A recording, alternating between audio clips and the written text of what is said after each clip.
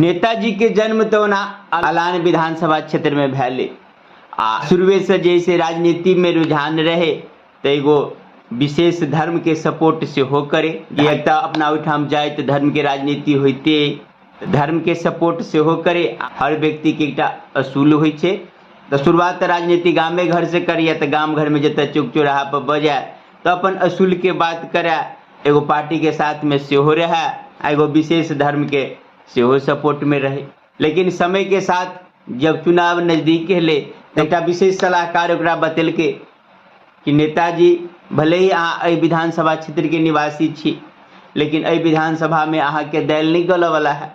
क्या तो अहाँ बुझे छे कि अपना ओहिठाम जाति के आधारित वोट होइ छे आ अहाँ के जाति विधानसभा क्षेत्र में नहीं है कम है दुआरे अहाँ फलान विधानसभा में किस्मत आजमाओ। नेताजी अपन सलाहकार के बात मान लेलके अब फलान विधानसभा में अपन किस्मत आजमाव लागल आ फलान विधानसभा में इलेक्शन सर पर भेला के कारण से कोनो कार्यक्रम में कह दे श्राद्ध होए बियाह होए उपनयन होए कथु के उद्घाटन होए जब तक खोज दे या बगैर खोजलो नेताजी पहुंच जाइए अपन दौरा कर रहे अपन नाम चमका रहे। आब चक्कर में सलाहकार इहो कहलके कि पहले से अहाँ जे पार्टी से जुड़ल छलिए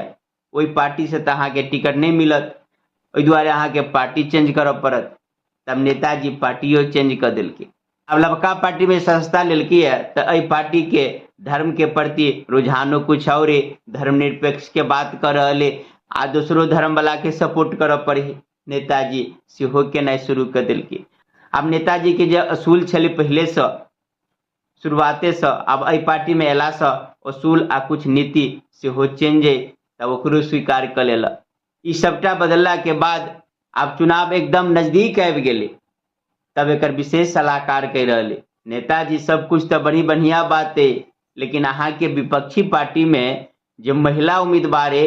से तो महिला के बहुत बोलबाला है अपना ओहिठाम जाने रहल छिए कि महिला के भागीदारी